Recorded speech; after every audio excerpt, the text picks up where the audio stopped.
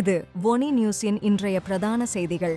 செய்திகளை வாசிக்கும் நான் கனிஷ்கா குணபாலன். முதலில் தலைப்புச் செய்திகள். ஜெனிவாவில் நதியில் அடித்துச் செல்லப்பட்ட போது தன் உயிரை காப்பாற்றியவரை தேடும் இளம்பெண். கிராப்ஸ் பகுதியில் உள்ள வீடு ஒன்றில் ஏற்பட்ட தீ விபத்து. 81 வயதான முதியவர் உயிரிழப்பு. சுவிஸில் இடம்பெற்ற பாரிய கார் விபத்து. இலங்கையை சேர்ந்த இளைஞர் ஸ்தலத்தில் உயிரிழப்பு. ஆர்போனில் 19 வயது இளைஞரின் ஆக்ரோஷ செயல். கத்திமுனையில் பலருக்கு கொலை மிரட்டல் விடுத்த சம்பவம். சுவிட்சர்லாந்தில் திடீர் பனிப்பொழிவால் போக்குவரத்து கடுமையாக பாதிப்பு. போக்குவரத்து மாற்றங்கள் குறித்து மக்கள் கவனம் செலுத்துமாறு வேண்டுகோள். தொடர்வன விரிவான செய்திகள். இன்றைய செய்திகளுக்கு பிரதான அனுசரணை வழங்குபவர்கள். இன்றைய தொழில்நுட்ப வளர்ச்சிக்கு ஏற்ப உங்கள் வியாபாரத்தை மேம்படுத்த நினைக்கிறீர்களா? அப்படியானால் சுவிஸ் நாட்டில் அமைந்துள்ள படுகா சாஃப்ட்வேர் சொல்யூஷனை இன்றே அணுகுங்கள்.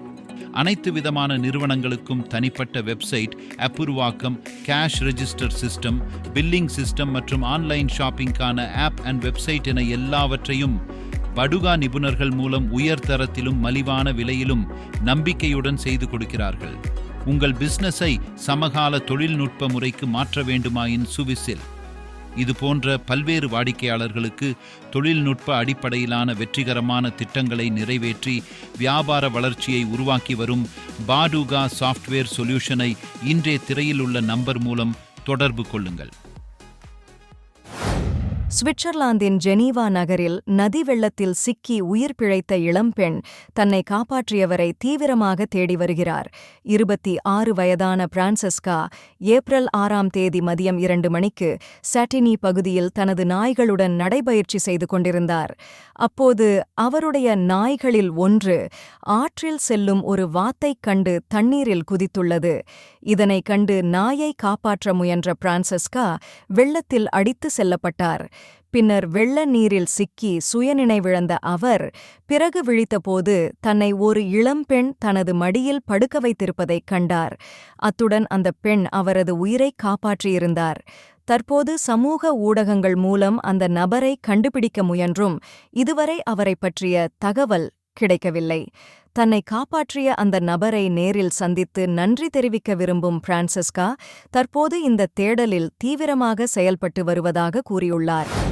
செயின்ட் கேலன் மாநிலத்தின் கிராப்ஸ் பகுதியில் செவ்வாய்க்கிழமை பிற்பகல் ரெய்ஹர்வெக்கில் உள்ள ஒரு வீட்டில் தீ விபத்து ஏற்பட்டது.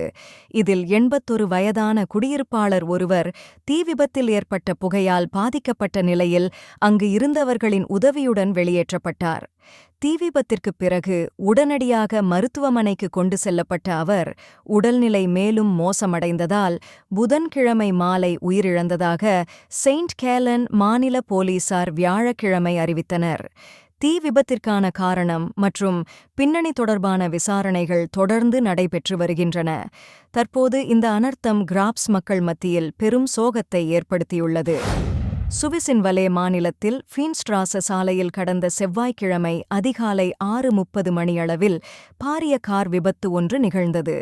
பார ஊர்தியுடன் கார் மோதியதால் ஏற்பட்ட இவ்விபத்தில் யாழ்ப்பாணத்தைச் சேர்ந்த 27 வயது இளைஞர் ஒருவர் ஸ்தலத்திலேயே உயிரிழந்தார்.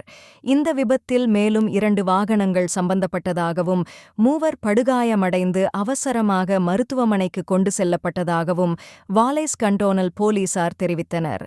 விபத்துக்கான காரணம் இன்னும் தெளிவாகத் தெரியவில்லை. சம்பவ இடத்தில் வலே மீட்பு அமைப்பு, லூக்க பிராந்திய தீயணைப்பு படை, பிராந்திய போலீசார், பேர்ன் கண்டோனல் போலீஸ் உள்ளிட்ட குழுக்கள் மீட்பு மற்றும் விபத்து தடுப்பு பணிகளில் ஈடுபட்டனர். மேலும் ஃபைன்ஸ்ட்ராச சாலை பல மணி நேரம் மூடப்பட்டதால் மாற்றுப்பாதைகள் ஏற்பாடு செய்யப்பட்டது. தற்போது அரசு வழக்கறிஞர் அலுவலகம் விபத்து குறித்து விசாரணையை ஆரம்பித்துள்ளது.